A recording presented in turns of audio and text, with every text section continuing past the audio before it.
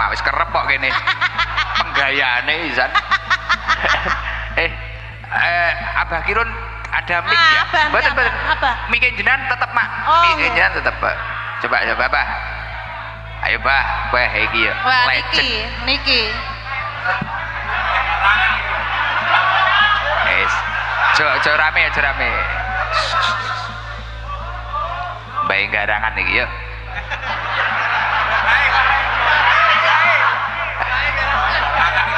Assalamualaikum warahmatullahi wabarakatuh. Pun awalnya kula ngomong kalih niki, garangan wati mbok rondo loro niki to. Kowe arep nyun sewu nggih, niki nek bahasa haluse nang WC iki apa ya? Ya neng toilet ngono ae lho kok. Nggih. Mosok nuwun sewu kula badhe ngeden. Ya ora to kok. Kula tekon. Kan nang toilet, heeh.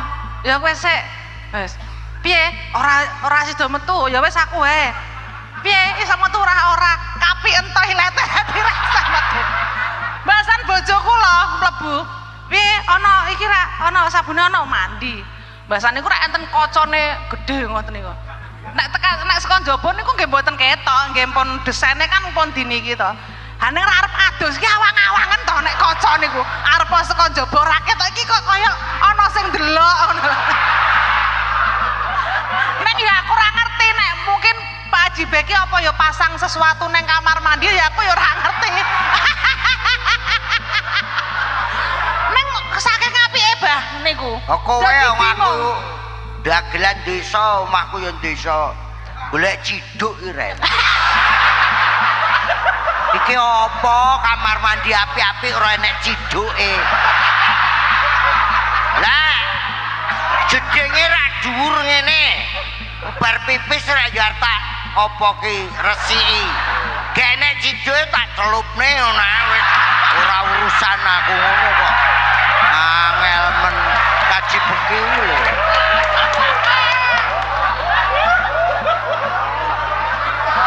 Mulane aku tau banyel to, Mah. Nek piantun putri iki mula iki ya iki engko nyuwun pirsa Gus Idam. Nek piantun putri kak resik golek jeding. Wong lanang aja sak nggon-nggon tenan. Usum kok wong lanang pipis nggawa obat. Diobat tabik netok ngono. Sok-sok ya ditutul-tutulne ngono tok. Astagfirullahaladzim.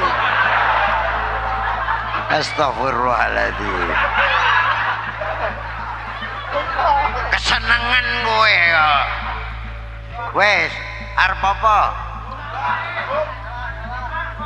Anu Gus Idam bukae mau salam hormat kagem ibu lan ibu maratuwa. Soimah bar diajat ya ngurmati wong tuwa. Lah kowe kuwi.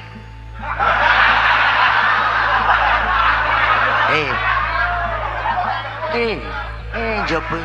Ya Allah. Mugi kula gadah putu anak ingkang saleh salihah. Ya Allah. Lah kowe kuwi apa wis saleh? Oh mikir wae, saleh bareng wae. Muni saleh no. Nyekare ngenteni jemal legi no. Saleh. Arep kowe ni panggange ngenteni poso. Wong iki mbok kaya aku. Wis mati kabeh dadi ya wis ora enek sing tak anu wis karek ngene iki derek Gus ngene iki anggap ngono apa sing butuh Gus Idam sing butuh ya kirun ngene kira direkam to live iki dagelan-dagelan ben padha ngrungokne lha we nyapa cepuk tangan ngono kuwi panggep doro piye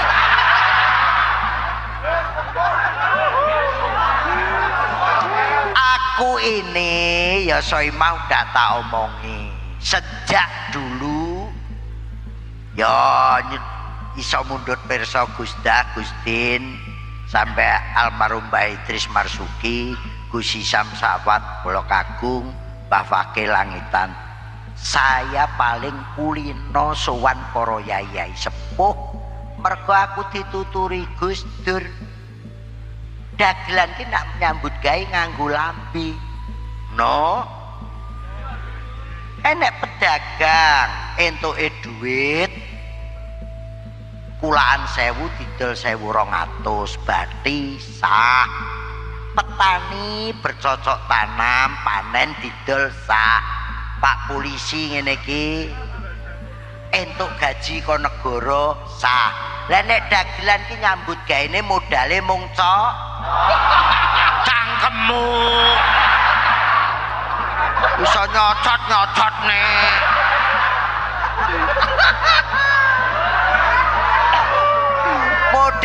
Modale ya mung cangkem.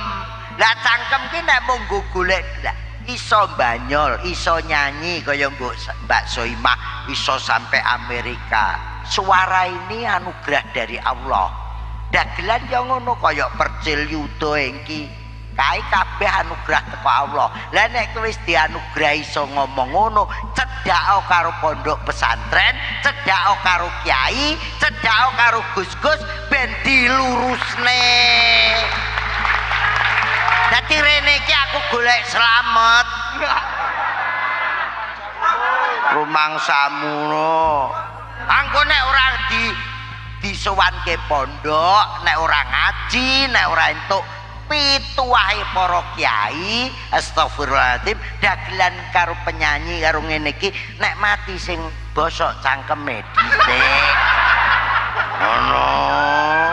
Lho tenan kuwi. Lah kene kok njur bosok cangkeme lho jenengan iki lho mbok ya malah medeni. Ora bosok apa ora ngedeni wong. Ayo nek mboten mosok njur cangkeme sik lho. Jenengane meden-medeni lho. Kira-kira.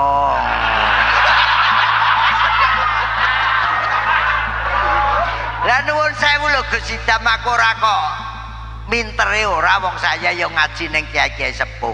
Ngendikane nek jamaah kaya ngene iki malaikat ki teko kabeh. Nyatet kowe kuwi. Dadi kowe iki lungguh tok ki wis barokah. Ada ini nek malaikat kecilik.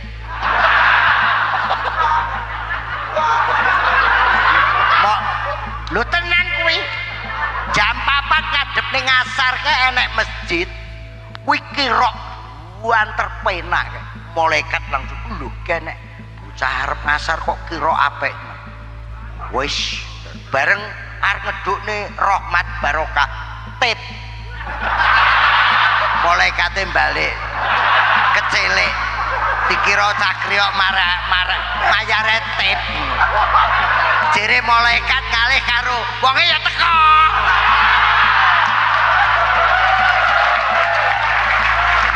Gak bahaya ta.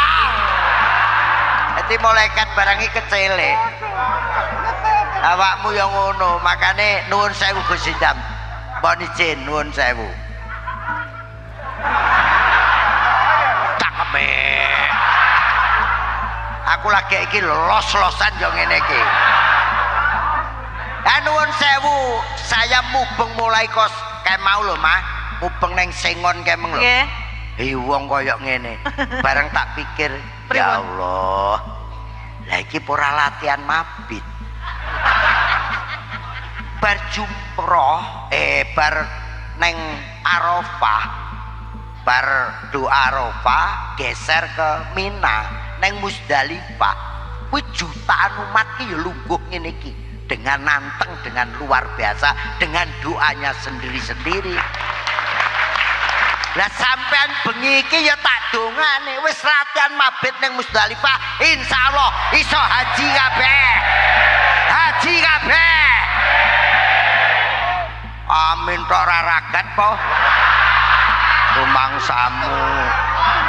Yo kerja. Nabung. Kaji ya Allah Al-Fatihah.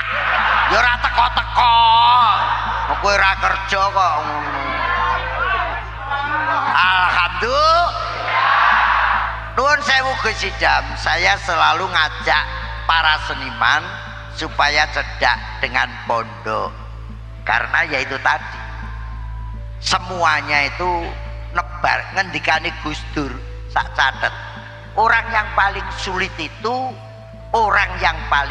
itu nebar katresnan. Nebar katresnan tuh selalu cinta pada siapa saja, sama dengan memanusiakan manusia. Memanusiakan manusia, nebarkan kasih sayang. Apa ki? Lali aku jenenge kene iki apa ki? ST nyel ku lho. Wis kono karepmu ora patek cetha aku. Saib. Ya syukur nek kowe bodho eling kabeh ngono ki syukur. Aku yo ngetes kowe kuwi jane mudeng apa ora ngono.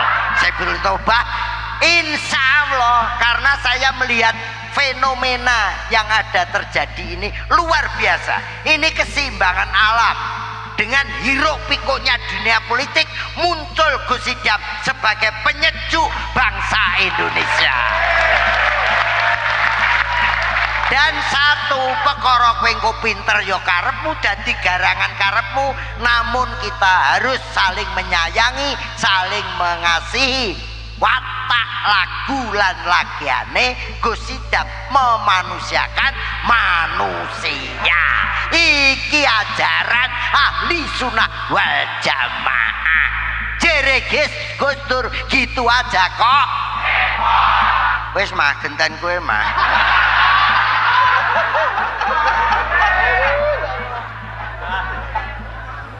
Ganduk deno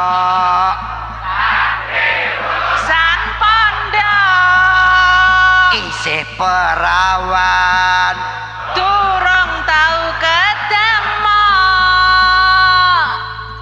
iladala suwengku lali. Ora usah rasa. Aku yo sithik tok.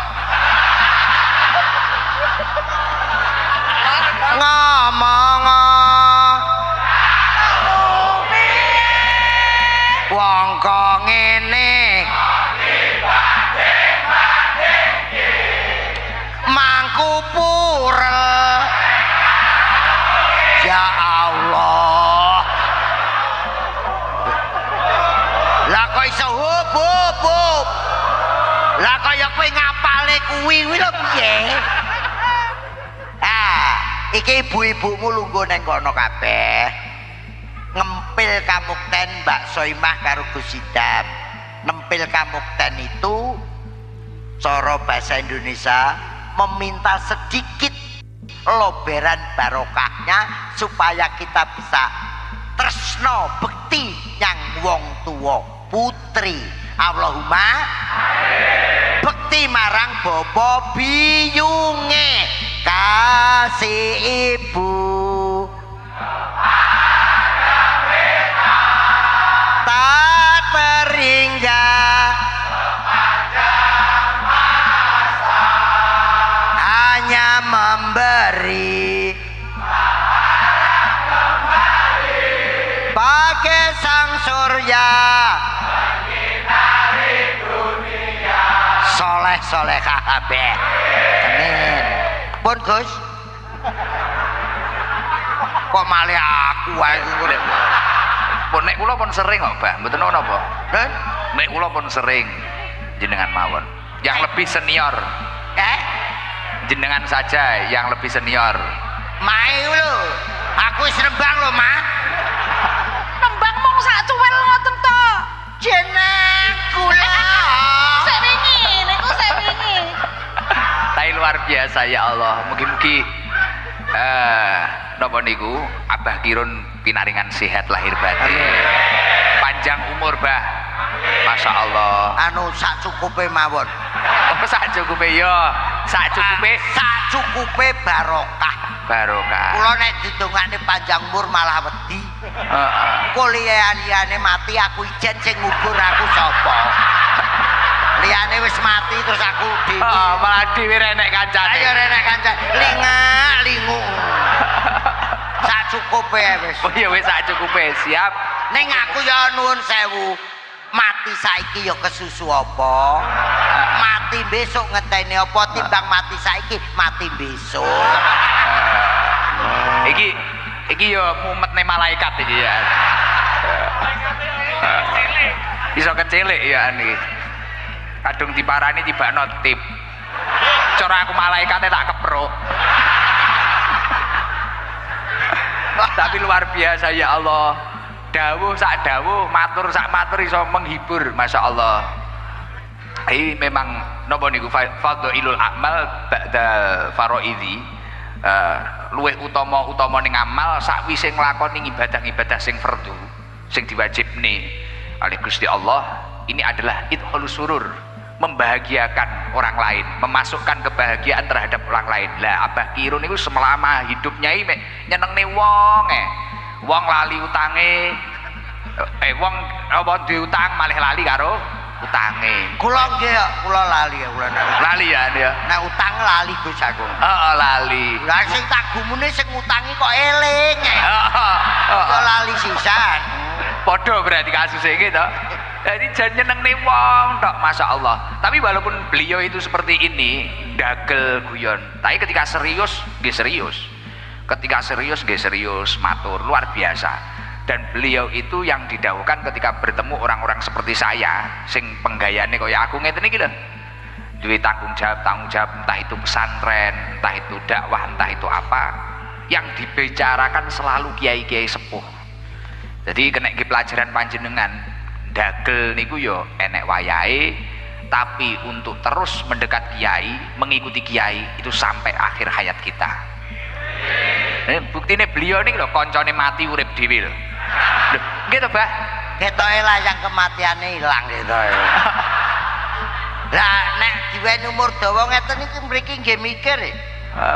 Aku ki dibarokahi apa diuji? Nek barokah umur panjang iso ngaji alhamdulillah awur Gusidam. Lah nek diuji ora ben dosa sakake sok nang neraka ben ndelep sisan ngono. Sorono. Mula umur anu ku ya mikir ngoten. Wedi. Gila. Kula wau nggih nuwun sewu niki cacahan iki ben radek mudeng. Mriki wau kali Soimah niku ten Nganjuk niku mobil kula kempes. Bocor. Mobil motor lah terus ngadep ten tembel ban ngoten. Arep nambah angin. King Surabaya enten mobil kados ngene kaji beki ngoten niku Alphard niku sekitar sing anyar 2 miliar 400 regane. Oh. Kowe wis tau roh duit 2 miliar. Bener, ojo. Ora pantes kowe 50 kowe alhamdulillah. Wis ojo. Ora pawaan daripada gak ora pawaan. Bener. Lah mobil sing king Surabaya mandek, mobil kula mandek, padha-padha nambal, kanu nambahi angin. Lah kok ten kumplunge tukang tambal ban enten dhuwit 2.000 rupiah. 2.000 rupiah niku ora amok ngoten. Lah Alphard iki enek dhuwit 100.000.